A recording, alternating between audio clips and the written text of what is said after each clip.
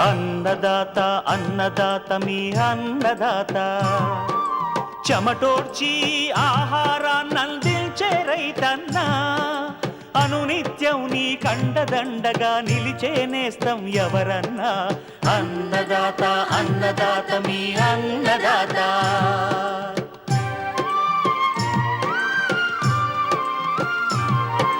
నూతన రీతుల సాగుబడికి, నూరింతలు పెరిగే దిగుబడికి సూచనలిచ్చే సస్య రక్షణకు, పశు పోషణకి శాస్త్ర విజ్ఞానం అందించి ముందుకు నడిపే తెలుగు రైతు భారతదేశానికి మకుటం అయ్యేలా తీర్చిదిద్దే ఆశయంతో మిమ్ము మేలు కొలిపేది అన్నదాత. అన్నదాత అన్నదాత మీ అన్నదాత. అన్నదాత అన్నదాత మీ అన్నదాత.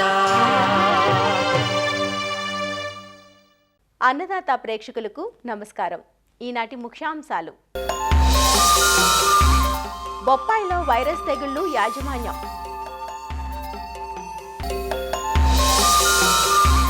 వానాకాలం సాగుకు ఉపక్రమించే ముందుగా ప్రస్తుతం రైతులు చేపట్టాల్సిన యాజమాన్య పద్ధతులు, పాడి పశువుల్లో పొదుగువాపు నివారణ, ఇంకా జై కిసాన్ వ్యవసాయ సమాచారం.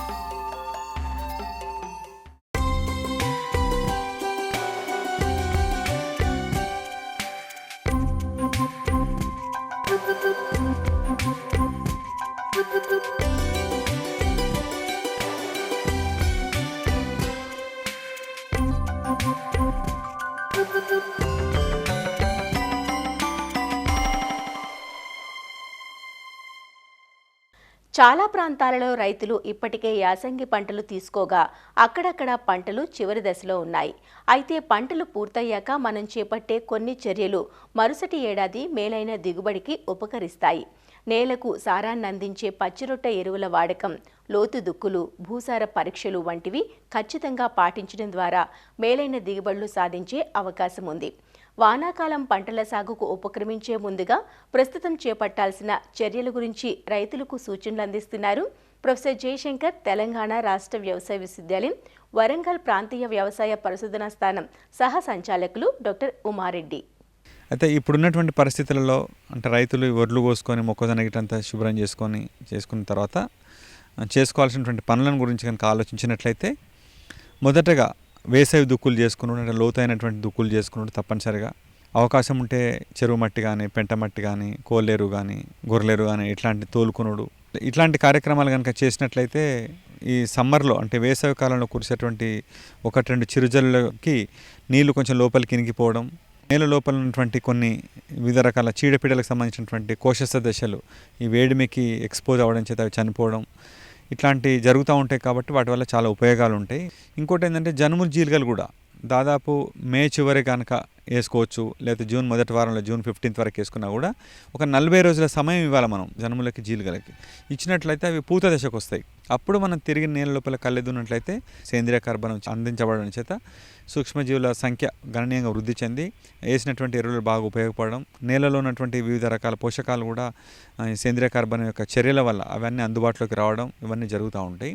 అదేవిధంగా వరి మాగాణులలో అంటే ఇప్పుడు ప్రస్తుతం మనం వరి కోసి తీసేసిన తర్వాత ఒకటి పంట అవశేషాలను ఎట్టి పరిస్థితులు తగలబెట్టకుండా దాన్ని తిరిగి నేల లోపలే కలియదున్నాలి అని రైతులు సంకల్పం చేసుకోవాలి. రెండోది ఏంటంటే ఈ పెసళ్ళు అంటే వరి సాగు కంటే ముందు పెసరను చల్లుకోవాలనుకుంటే ఈ మే చివరి వారంలో కనుక మనం చల్లుకున్నట్లయితే అవి దాదాపు 55 నుంచి 65 రోజుల పంటకాలాన్ని కలిగి ఉంటాయి. కాబట్టి జూన్ జూలై చివరికల్లా క్రాప్ అయిపోతుంది మనకు. ఈ లోపల వర్షాలు బాగా పడ్డట్టయితే తిరిగి నేల లోపల కళ్ళే దున్నుకుంటాం. వర్షం పడకపోతే మనకు పెసరగా వస్తుంది. తర్వాత వాటిని పచ్చిరొట్టగా వాడుకోవచ్చు మనం. వరి యాసంగిలో 31 మార్చిలో కోయాలి అంటే వానాకాలంలో మనం సరైనటువంటి రకాలను ఎన్నుకున్నట్లయితే వానాకాలం పంట ఎక్స్టెండ్ కాదు, మనకు పొడిగించబడదు. సో వానాకాలం పొడిగించబడకుండా అక్టోబర్ 20 నుంచి నవంబర్ 10 లోపల కనుక దాన్ని హార్వెస్ట్ చేసుకోగలిగితే అప్పుడు మనం నవంబర్ 15 నుంచి నవంబర్ 20 మధ్యన నారబోసుకుంటే మనకు యాసంగి వచ్చేసి మార్చి 31 లోపల కోస్తాం. మార్చి 31లో కోసినట్లయితే మనకి వడగండ్ల వాన నుంచి మనం బయటపడవచ్చు మనం. సో కాబట్టి ప్రస్తుతం ఈ వానాకాలం లోపల రైతులు వీలైనంత వరకు ఈ దీర్ఘకాలిక రకాలను వేసుకోకుండా మధ్యకాలిక రకాలను కనుక వేసుకున్నట్లయితే పంట అక్టోబర్ 20 నుంచి నవంబర్ మొదటి వారం లోపల కోతకు వస్తుంది. కాబట్టి రకాలను ఎన్నుకునేటప్పుడు వీలైనంత వరకు మధ్యకాలిక రకాలు ఎన్నుకొని జూన్ ఎండింగ్ నుంచి జూలై 10వ తారీఖు లోపల కనుక నారు పోసుకునేటువంటి ఏర్పాట్ల గురించి రైతాంగం ఆలోచించాలి. సో అది అట్లా చేస్తేనే మనం నెక్స్ట్ ఇయర్ ఈ వడగండ్ల వాన లాంటి వాటి నుంచి కొంత మేరకు ముందు రావడానికి అవకాశం ఉంటుంది. అది కూడా తప్పనిసరి ఆలోచించాలి. ఇంకొక విషయం ఏంటంటే భూసార పరీక్షలు. మనం చాలా ప్రాంతాల పట్ల రైతులకు చెప్తున్నప్పటికీ కూడా రైతులు భూసార పరీక్షల పట్ల కొంత అశ్రద్ధగానే ఉంటున్నారు. భూసార పరీక్ష చేయించుకున్నట్లయితే ముఖ్యంగా నేల లోపల ఏ పోషకం ఎంత ఉందనే తెలవడంతో పాటు సేంద్రియ కర్బనం మోతాదు, లేకపోతే లవణాల గాఢత కానీ, ఉదయజని సూచిక ఎట్లా ఉన్నటువంటి విషయాలు తెలుస్తాయి. దాని ద్వారా మనం వాటిని కరెక్షన్ చేసుకునే అవకాశం ఉంటుంది.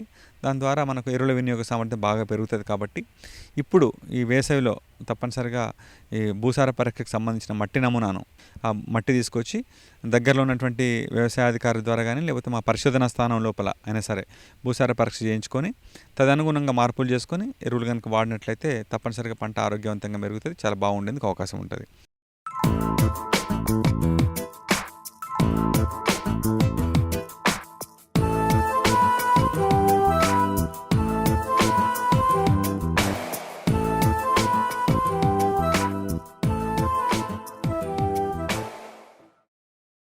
బొప్పాయిలో తైవాన్ రెడ్ లేడీ రకం అందుబాటులోకి వచ్చాక తెలుగు రాష్ట్రాల్లో ఈ పంట సాగు వాణిజ్యపరంగా విస్తరించింది. ఈ రకం రవాణాకు అనుకూలించడం, నాటిన 6 నుంచి 8 నెలలకే కోతలకు అందిరావడంతో రైతులకు ఆదాయపరంగా వెసులుబాటుగా ఉంటోంది. సులువైన సాగు పద్ధతులతో ఎకరాకు సంవత్సరానికి 80 నుంచి 100 టన్నుల దిగుబడితో రైతులకు మంచి ఆదాయపరంగా ఉంటున్న బొప్పాయిపై ఇటీవలి కాలంలో వైరస్ తెగుళ్లు వేటు వేస్తున్నాయి. ప్రారంభ దశలోనే వైరస్ తెగుళ్లు ఆశించడం వల్ల తోటలను అర్ధాంతరంగా నరికివేయాల్సిన దుస్థితి తలెత్తుతోంది. కనీసం పెట్టుబడి మందమైన వెనక్కరాక రైతులు నష్టాల పాలవుతున్నారు. బొప్పాయిని ఆశించే వైరస్ తెగుళ్లు, వాటి వ్యాప్తి, సమగ్ర నివారణ చర్యల గురించి ఇప్పుడు తెలుసుకుందాం.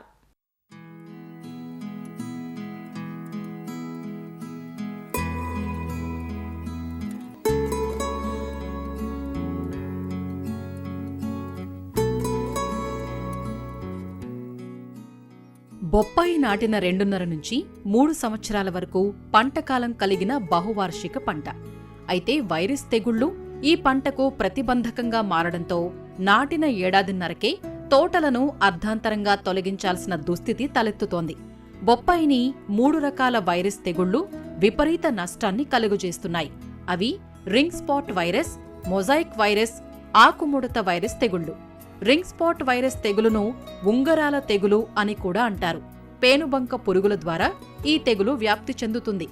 ఆకుల్లో మొజాయిక్ లక్షణాలు, లేత ఆకుపచ్చ, ముదురు ఆకుపచ్చ మచ్చలు ఏర్పడటం, ఆకుల కాడలు, కాండం పైభాగం పైన నూనె మచ్చలు, చారలు ఏర్పడటం ఈ తెగులు లక్షణాలు. తెగులు తీవ్రత ఎక్కువైనప్పుడు లేత ఆకులు బూటు లేసుల్లా మారుతాయి. చిన్న వయసులో చెట్లకు సోకితే చెట్లు గెడసబారి కాయల దిగుబడి బాగా తగ్గుతుంది. ఈ తెగులు సోకిన చెట్ల కాయలు గగ్గులుగా మారి బోరాన్ లోప లక్షణాలను పోలి ఉంటాయి. కాయ, పండుపైన ఉంగరపు ఆకారంలో మచ్చలు ఏర్పడటం ఈ తెగులు ఆశించినప్పుడు కొట్టొచ్చినట్లుగా కనిపించే లక్షణం. ఈ ఉంగరాల మచ్చల మధ్య భాగం ఆకుపచ్చగాను, చుట్టూ వలయం గోధుమ రంగులోనూ ఉంటుంది. ఒక్కో కాయపై వైరస్ ఉంగరాలు 100ల్లో ఉంటాయి. తెగులు సోకిన చెట్ల పూలు అంతగా పిందె కట్టవు, పిందెలు కట్టిన వృద్ధి కావు. ఉంగరాలున్న కాయలు తొందరగా పండిపోయి మెత్తబడి నీరు కారుతాయి. నాణ్యత బాగా లోపించి దూర ప్రాంతాల రవాణాకు పనికిరావు. బొప్పాయిలో కనిపించే మరో తెగులు మొజాయిక్ తెగులు లేదా పల్లాకు తెగులు. ఇది కూడా పేనుబంక ద్వారా, విత్తనం ద్వారా వ్యాప్తి చెందుతుంది. ఆకులపై పసుపు రంగు మచ్చలు ఏర్పడి ఆకులు పెళుసుగా మారతాయి. ఆకులు చిన్నవిగా తయారై చెట్ల పెరుగుదల తగ్గుతుంది. కాయల దిగుబడి, నాణ్యత దెబ్బతింటుంది. ఇక మరో తెగులైన ఆకుముడత వైరస్ తెగులు తెల్లదోమ ద్వారా వ్యాప్తి చెందుతుంది. ఆకులు ముడతలు పడి ముడుచుకొని బంతిలాగా మారుతాయి. ఈ తెగులు సోకిన చెట్టు చూసేందుకు వికృతంగా కనబడుతుంది. ముందుగా సోకితే చెట్లకు పూత, కాత రాదు. కాయలు ఏర్పడిన తరువాత సోకితే కాయలు సరిగా వృద్ధి చెందవు. ఈ 3 వైరస్ తెగుళ్ల నివారణకు సమగ్ర యాజమాన్యం పాటించాలి. తెగులు సోకిన మొక్కలను ఆరంభ దశలోనే గుర్తించి పీకి నాశనం చెయ్యాలి. వైరస్ తెగుళ్లను వ్యాప్తి చేసే పురుగుల్ని అరికట్టాలి. చుట్టుపక్కల వైరస్ లేని ప్రాంతాల్లోనే బొప్పాయి సాగు చేపట్టాలి. నమ్మకమైన, ధృవీకరించిన విత్తనాలు సాగుకు వాడాలి. 5 మిల్లీలీటర్ల ఇమిడా క్లోప్రిడ్ ఎఫ్ఎస్ మందును కిలో విత్తనానికి కలిపి విత్తన శుద్ధి చెయ్యాలి.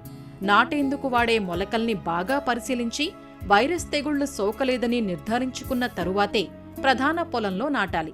బొప్పాయి నాటేందుకు 30 నుంచి 40 రోజుల ముందుగా ప్రధాన పొలం చుట్టూ 4 వరుసలు జొన్న లేదా మొక్కజొన్న విత్తనాన్ని నాటి పంటను సాగు చేస్తే పేనుబంక పురుగుల్ని ఆకర్షించి బొప్పాయికి వీటి బెడదను తగ్గిస్తాయి. కలుపు మొక్కల్ని పొలంలోనూ గట్లపైన లేకుండా చెయ్యాలి. బొప్పాయిలో అంతర పంటలుగా దోస, పుచ్చ, గుమ్మడి జాతి పంటలు, టమాటా, మిరపను సాగు చెయ్యకూడదు. సూక్ష్మ పోషకాలను ప్రతి 2-3 నెలలకొకసారి పిచికారీ చేస్తే చెట్ల పెరుగుదల బాగా ఉండి వైరస్ తెగుళ్ల ప్రభావాన్ని గణనీయంగా తగ్గించటంతో పాటుగా దిగుబడి, నాణ్యతలను పెంచుతాయి. సూక్ష్మ పోషక మిశ్రమాన్ని లీటరు నీటికి 5 గ్రాములు కలిపి పిచికారీ చేయాలి. పూత అధికంగా రావటానికి, పిందెలు ఎక్కువగా ఏర్పడేందుకు లీటరు నీటికి 2 గ్రాముల బోరాక్స్ కలిపి పిచికారీ చెయ్యాలి. బొప్పాయిని అదే భూమిలో ఏళ్ల తరబడి సాగు చేసినప్పుడు వైరస్ తెగుళ్ల ఉధృతి ఎక్కువగా ఉంటుంది. అందువల్ల సాగు ప్రాంతాలను మార్పు చేయటం, పంట మార్పిడి ద్వారా తాత్కాలికంగా వైరస్ బెడద కొంతకాలం లేకుండా చేయవచ్చు, లేదా తక్కువ బెడదతో సాగు చేయవచ్చు. వైరస్ తెగుళ్లను వ్యాప్తి చేసే పేనుబంక, తెల్లదోమల నివారణకు పసుపు రంగు జిగురు అట్టలను ఎకరాకు 10 నుంచి 12 ఏర్పాటు చేసి వాటిని ఆకర్షించాలి. లీటరు నీటికి 2 మిల్లీలీటర్ల మిథైల్ డెమెటాన్ లేదా డైమిథోయేట్ లేదా ఫిప్రోనిల్ లేదా 0.4 మిల్లీలీటర్ల ఇమిడా క్లోప్రిడ్ లేదా 1.5 గ్రాముల ఎసిఫేట్ మందులను మార్చుతూ పిచికారీ చెయ్యాలి. ఈ విధమైన యాజమాన్య చర్యల ద్వారా బొప్పాయిలో వైరస్ తెగుళ్లను సమర్థవంతంగా నివారించవచ్చు.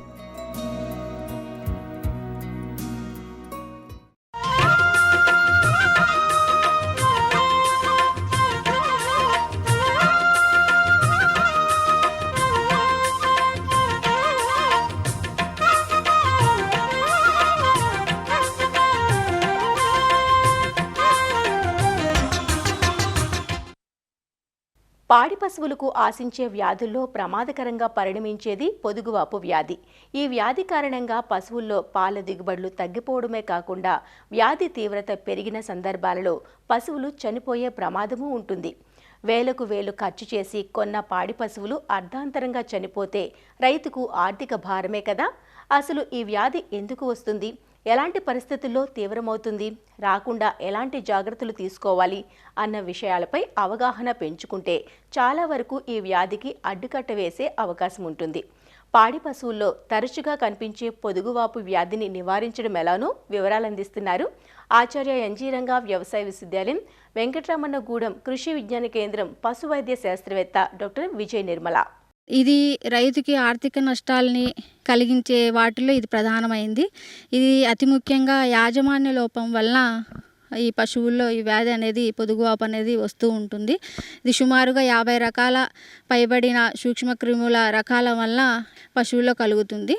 ఈ వర్షాకాలంలో ఎప్పుడైతే పశువులు కట్టేసినటువంటి పాకల్లో కానీ, పశువుల శుభ్రత కానీ, అలాగనే పాలు తీసే వ్యక్తి అపరిశుభ్రంగా ఉండడం కానీ, వీటన్నింటిలో లోపాలు ఉండడం వల్ల సూక్ష్మక్రిములు అనేటివి పొదుగుని ఆశించి పొదుగువాపు కలుగజేస్తాయి. అతి ముఖ్యంగా చూసుకున్నట్టయితే పాలు తీసిన తర్వాత సుమారు 15 నిమిషాల వరకు కూడా చన్ను రంధ్రాలు అనేటివి తెరిచి ఉంటాయి. ఆ చన్ను రంధ్రాలు తెరిచి ఉన్నప్పుడు ఎప్పుడైతే పశువు నేల మీద కూర్చున్నప్పుడు ఈ అపరిశుభ్రంగా ఉన్నటువంటి నేలను ఆ చన్నులు తాకినప్పుడు చన్నుల రంధ్రాల ద్వారా సూక్ష్మక్రిములు అనేటివి లోనికి ప్రవేశించి పొదుగు కణజాలాన్ని ఆశించి అక్కడ వాటి సంఖ్యని అభివృద్ధి చేసుకుంటాయి. అలాగా పొదుగు అంతా కూడా వ్యాపించి పొదుగువాపును కలుగజేస్తాయి. మొదటగా చూసుకున్నట్టయితే పొదుగువాపు లక్షణాలు అనేటివి కనిపించకుండా సబ్ క్లినికల్ స్టేజ్లో ఉంటుంది. ఆ తర్వాత చూస్తే పొదుగును అలాగనే చన్నులు వాపు ఉంటుంది. అలాగనే పాలు చూసుకున్నట్టయితే రుచి రంగు మారుతుంది, కుదుపలు కుదుపలుగా ఉంటుంది. ఇంకొన్ని సందర్భాల్లో పాలలో రక్తము అలాగే చీము కూడా ఉండడం గమనించవచ్చు. ఇది తీవ్రమైనప్పుడు ఆ పొదుగు అంతా కూడా గట్టిగా మారిపోతుంది. ఇలా అయినప్పుడు ఆ పొదుగు అనేది పాలు ఉత్పత్తికి పనికి రాకుండా పోతుంది. పొదుగువాపు వచ్చిన తర్వాత ఈ యాంటీబయాటిక్ సెన్సిటివిటీ టెస్ట్ అన్నది ఒకటి చేయించి దానికి అనుగుణంగా యాంటీబయాటిక్ మందుల్ని పశువైద్యుని చేత వేయించాలి.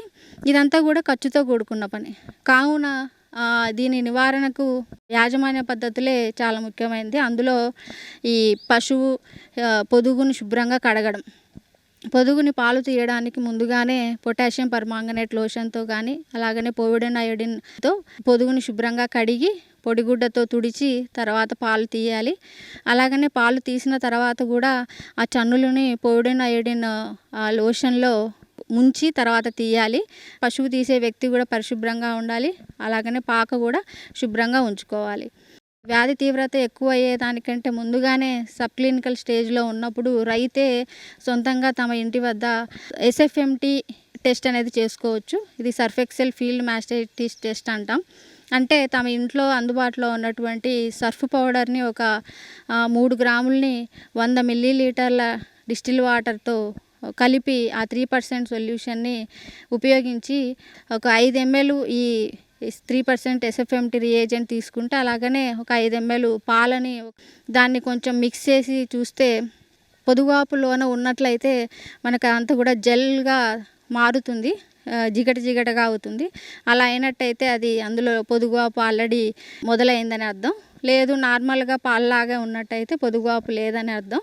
ఈ విధంగా రైతులు సొంతంగా వాళ్ళ ఇంటి దగ్గరే ప్రతి 15 రోజులకు ఒకసారి ఈ టెస్ట్ చేసుకోవడం వల్ల కూడా మనం పొదుగువాపు తీవ్రత ఎక్కువ అవ్వకుండా అలాగనే ఖర్చు కూడా తగ్గించుకోవచ్చు.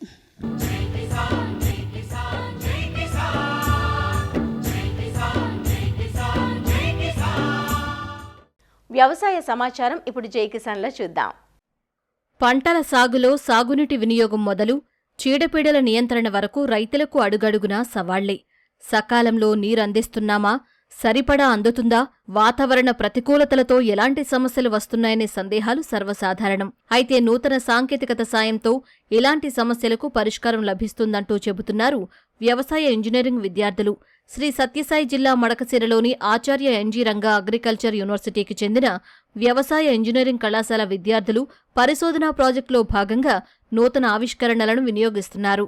మురుగునీటి శుద్ధీకరణ, ఆటోమేటివ్ వెదర్ స్టేషన్, ఏఐ సాయంతో నీటిని అందించడంపై క్షేత్రస్థాయిలో పరిశోధనలు చేస్తున్నారు. వ్యవసాయంలో ఇంజనీరింగ్ పద్ధతులను ఉపయోగించి అధిక దిగుబడులు, ఆధునిక సాంకేతికను ఉపయోగించి రైతులకు వివిధ విభాగాలైన భూమి మరియు నీటి సంరక్షణ విభాగము, యాంత్రీకరణ మరియు విలువ ఆధారిత రంగాలలో మేము విశేషంగా కృషి చేస్తూ ఉంటాము. అందులో భాగంగా ఈ సంవత్సరం మేము భూమి మరియు నీటి సంరక్షణ విభాగంలో 3 ప్రాజెక్టులను చేయడం జరిగింది. మురుగునీటిని శుద్ధి చేసే కార్యక్రమం ఒకటి, ఇంకొకటి ఆటోమేటిక్ వెదర్ స్టేషన్. దీంతో వాతావరణ అనుగుణంగా పంటలను సాయిల్ మాయిశ్చర్ కావచ్చు, టెంపరేచర్, హ్యూమిడిటీ, రెయిన్ఫాల్ అన్ని పారామీటర్స్ని సమీకరించి విలువలను బట్టి మనము ఇరిగేషన్ ఇస్తాము. ఇంకొకటి ఏఐ టెక్నాలజీని ఉపయోగించి నీటిని అందించడం. అందులో భాగంగా మేము మొక్కజొన్న పంటలో ప్రయోగాత్మకంగా రెగ్యులర్గా రైతులు వేసే డ్రిప్ పద్ధతితో పాటు ఏఐ టెక్నాలజీని ఉపయోగించి నీటిని సరఫరా చేయడం జరిగింది. మొక్కజొన్న పంటలో దిగుబడిలో కూడా మేము 20% అధిక దిగుబడి, విత్తన నాణ్యత అన్నింటిలో కూడా మేము మంచి ఫలితాలను పొందడం జరిగింది. ఆటోమేటెడ్ వెదర్ స్టేషన్ యూస్ చేసి దాంట్లో మనకి సాయిల్ మాయిశ్చర్, అలాగే soil temperature, wind speed, wind direction, అలాగే పెస్ట్ డిటెక్షన్, రెయిన్ వాటర్ ఎంత వస్తుందని తెలుస్తుంది. ఈ డేటాను యూస్ చేసుకుని మనం డైరెక్ట్గా వాటర్ ఎంత ఇవ్వాలి ఏమి అని అదే మనకు చూపిస్తుంది. తర్వాత క్రాప్వర్డ్ డేటా మోడల్ యూస్ చేసుకుని, అంటే ప్రీవియస్ 25 years డేటాను యూస్ చేసుకుని దాని యావరేజ్ తీసుకుని ఇంత ఇరిగేషన్ ఇవ్వాలి అని మనం గ్రోత్ స్టేజెస్ ద్వారా డివైడ్ చేసుకున్నాము. దాని ప్రకారం మేము వాటర్ని ఇస్తున్నాము. రైతులకి ఏ విధంగా ఈ టెక్నాలజీ అనేది ఉపయోగపడుతుంది, ఇంకా మనం వాడుతున్న ముందు పద్ధతుల నుంచి మనకి ఏమి ఇంకా కంట్రోల్ మెథడ్స్, ప్రివెన్షన్ మెథడ్స్ పెంచుకోవాలి, దీని ద్వారా లేబర్ కానీ మన వర్క్ కానీ ఎలాగ రెడ్యూస్ చేసుకోవాలనేది మేము పరిశోధన చేస్తున్నాము. ఫోన్లో యాప్ ఇన్స్టాల్ చేసుకున్నాము, అది కంపెనీ వాళ్ళే మాకు ప్రొవైడ్ చేశారు. అందులో నుంచి మాకు ఈ డేటా మొత్తం వస్తుంది. అధ్యాపకుల సూచనలు, సలహాలతో టమాటా, మొక్కజొన్న సాగు చేసి ప్రయోగ ఫలితాలను నమోదు చేస్తున్నారు. పంటలో అమర్చిన ఆటోమేటిక్ వెదర్ స్టేషన్ పరికరం మొబైల్కు అనుసంధానం చేయడంతో వాతావరణ మార్పులను మెసేజ్ రూపంలో అందిస్తుందంటూ వివరిస్తున్నారు. ఇక్కడ గ్రే వాటర్ రీసైక్లింగ్ సిస్టమ్ను చేస్తున్నారు. అంటే మన ఇంట్లో వాడినటువంటి వాష్ నీరు కావచ్చు, సింక్ నీరు కావచ్చు, బట్టలు ఉతికినటువంటి నీరుని తిరిగి ఏ విధంగా వాడుకోవాలి అన్న దాని మీద వీళ్ళు పరిశోధన చేయబోతున్నారు. ఇందులో ఉన్నటువంటి ఈ కెమికల్ కంటామినేషన్ తగ్గించగలిగితే తిరిగి ఈ వాటర్ని మనము గార్డెనింగ్ పర్పస్కి వాడుకోవచ్చు, లేదా మళ్ళీ హ్యాండ్ వాష్ కోసం కానీ ఇంకొక వాష్ కోసం కానీ వాడుకోవచ్చు. ప్రాజెక్ట్ అనేది తక్కువ ఇన్వెస్ట్మెంట్తో ఉండాలి, అలాగే ప్రజల వద్దకు తీసుకెళ్లాలనే ఉద్దేశంతో లో ఇన్వెస్ట్మెంట్ తోటి తక్కువ కెపాసిటీ ఉన్నటువంటి గ్రే వాటర్ రీసైక్లింగ్ సిస్టమ్ను డిజైన్ చేశారు. ఇక్కడ ఫస్ట్ ఏంటంటే మేము ఇక్కడ చేసింది బట్టలు ఉతికిన వాటరు 500 లీటర్లు తీసుకొని దాన్ని మోటార్ ద్వారా పంపు చేసుకొని ప్రైమరీ ఫిల్టర్, సెకండరీ ఫిల్టర్లో మేము ఫిల్టరింగ్ చేసుకున్నాం. ప్రైమరీ ఫిల్టర్లో కోల్, శాండ్, దాని తర్వాత కొబ్బరి పీచు, మొక్కజొన్న కంకులు యూజ్ చేసుకొని దాన్ని ఫిల్టర్ చేస్తాం. సెకండరీ ఫిల్టర్లో ఒక కోల్ యూజ్ చేసుకొని ఫిల్టరేషన్ చేసుకున్న తర్వాత ఆ వాటర్ని పంప్ చేసి ఒక స్టోరేజ్ ట్యాంక్లో స్టోర్ చేసుకుంటాం. స్టోరేజ్ చేసిన వాటర్ మేము టెస్ట్ చేసాం. pH, TDS దాన్ని టెస్ట్ చేసుకొని అది మనం ఉపయోగించుకోగలమా లేదా అని చెప్పి కూడా టెస్ట్ చేసాం. కళాశాల 4వ సంవత్సరం బీటెక్ అగ్రికల్చర్ ఇంజనీరింగ్ విద్యార్థులతో పరిశోధన ప్రాజెక్టులో భాగంగా మేము ఇక్కడ ఆటోమేటిక్ వెదర్ స్టేషన్ మీద పరిశోధన చేస్తున్నాము. టమోటా పంటని 3 రకాలుగా 3 ప్లాట్లుగా డివైడ్ చేసాము. మొదటిది రైతువారీ పద్ధతి, రెండవది ఆటోమేటిక్ వెదర్ స్టేషన్లో వచ్చే డేటాను ఉపయోగించుకొని అది ఇచ్చే సూచనల ఆధారంగా టమోటాకు వాటర్ ఇవ్వడము, క్రాప్ పెస్ట్ డిసీజెస్ ఐడెంటిఫై చేయడము, పెస్టిసైడ్స్ ఇవన్నీ మనం స్ప్రే చేసుకోవడము. తర్వాత మూడవ పద్ధతి క్రాప్ వాట్ మోడల్. సాయిల్ వాటర్లో క్రాప్ వాట్ మోడల్ ఉంటుంది. ఆ క్రాప్ వాటర్ మోడల్ ప్రకారంగా గత 25 సంవత్సరాలుగా వాతావరణ డేటా ఆధారంగా, క్లైమేట్ డేటా ఆధారంగా క్రాప్ వాటర్ రిక్వైర్మెంట్ని కనుక్కొని దాని ప్రకారంగా వాటర్ని మనం అప్లై చేస్తాము. ఏవైతే వేస్ట్ వాటర్ లైక్ బట్టలు ఉతికిండే వాటర్ కానీ అలా మనము సంపులో యూజ్ చేసుకునే వాటర్ కానీ ఉంటాయో అవన్నీ తీసుకుంటాం అనమాట. ఒక స్టోరేజ్ ట్యాంక్లో ఆ వాటర్ని ఫస్ట్ ఆఫ్ ఆల్ ఫిల్ చేసుకుంటాం. ఫిల్ చేసుకున్న తర్వాత ఏం చేస్తామంటే ఒక మోటార్ పెట్టుకుంటాం. మోటారు ఒక 0.5 HP మోటార్ పెట్టుకొని ఆ మోటార్ ద్వారా మనము ఒక ప్రైమరీ ఫిల్టర్, సెకండరీ ఫిల్టర్ అని 2 ఫిల్టర్ పెట్టుకొని ప్రైమరీ ఫిల్టర్లో ఏం చేస్తామంటే లోకల్గా మనకి అవైలబుల్ ఉండే శాండ్, మొక్కజొన్న కంకులు, మళ్ళీ కోకోనట్ పీచ్తో లేయర్స్గా ఫామ్ చేసుకుంటాం ప్రైమరీ ఫిల్టర్లో. సెకండరీ ఫిల్టర్లో ఏం చేస్తామంటే కోల్ అనేది యూజ్ చేస్తాం. ప్రైమరీ ఫిల్టర్లో ఆల్మోస్ట్ అన్ని పార్టికల్స్ ఏమన్నా ఉన్నా కానీ అక్కడ డిజాల్వ్ అయిపోతాయి అనమాట. నెక్స్ట్ సెకండరీ ఫిల్టర్కి వచ్చేసరికి మనకి ప్యూర్ వాటర్ అనేవి ఫార్మ్ అవుతాయి. ఆ ప్యూర్ వాటర్ అనేవి మళ్ళీ మనం పంపు ద్వారా స్టోరేజ్ ట్యాంక్లో నింపుకొని ఆ స్టోరేజ్ ట్యాంక్ ద్వారా మనం వాటర్ అనేవి గార్డెన్కి కానీ తర్వాత బట్టలు వాష్ చేసుకోవడానికి అట్లా యూజ్ చేసుకుంటాం. ప్రాజెక్ట్ వచ్చి development of AI based drip irrigation system. మేము ఏఐ వాడిన టెక్నాలజీలో ఏమేమి వాడామంటే కొన్ని సెన్సార్లు వాడాము. దాంట్లో సోలనాయిడ్ వాల్వ్, తర్వాత వచ్చి వాటర్ ఫ్లో సెన్సార్, తర్వాత సాయిల్ మాయిశ్చర్ సెన్సార్, DHT11, తర్వాత రైన్ డ్రాప్ సెన్సార్. ఈ సెన్సార్ల పని ఏంటంటే సోలనాయిడ్ వాల్వ్ వచ్చి వాటర్ ఫ్లోని కంట్రోల్ చేస్తుంది. వాటర్ ఫ్లో సెన్సార్ ఏంటంటే ఎంత వాటర్ దాని నుంచి పాస్ అయ్యింది అనే వాల్యూస్ కూడా షో చేస్తుంది. ఇంకా సాయిల్ మాయిశ్చర్ సెన్సార్ ఏంటంటే పంటలో ఎంత తేమ శాతం ఉందో అది డైరెక్ట్ మనకి దాంట్లో సూచిస్తుంది, దాంట్లో ఇంకా సిస్టంలో చూపిస్తుంది. అలాగే రైన్ డ్రాప్ సెన్సార్ ద్వారా ఏం జరుగుతుందంటే వాన పడింది అనే కమాండ్ సెన్సార్లకు ఇస్తుంది. DHT11 దీని ద్వారా టెంపరేచరు, హ్యూమిడిటీ ఎంత వస్తుందో ఇవన్నీ పారామీటర్స్ చూసుకొని అది కమాండ్ ఇవ్వడం జరుగుతుంది. ఇలా కమాండ్ ఇవ్వడం వల్ల ఆ టైంలో ఇరిగేషన్ ఇవ్వడం జరుగుతుంది ఆ ఫీల్డ్కి. సంప్రదాయ పద్ధతుల కంటే సాంకేతికత జోడింపుతో రైతులకు లాభాలు చేకూరుతాయంటూ విద్యార్థులు చెబుతున్నారు. సెన్సార్ల నుంచి సమాచారం ముందుగానే స్మార్ట్ ఫోన్లకు చేరడంతో పంటల అవసరాలకు అనుగుణంగా యాజమాన్యం చేపట్టేందుకు అవకాశం ఉంటుందంటున్నారు. మరిన్ని విభిన్న అంశాలతో రేపటి అన్నదాతలో మళ్ళీ కలుసుకుందాం. నమస్కారం. అన్నదాతలు తమ సందేహాలు, సమస్యలను 1800-425-4085 టోల్ ఫ్రీ నంబర్లో ఉదయం 10 నుంచి 11 గంటల మధ్య పని దినాలలో సంప్రదించగలరు. ఈ కార్యక్రమాన్ని యూట్యూబ్లో www.youtube.com/annadata ETV లింక్ ద్వారా వీక్షించవచ్చు.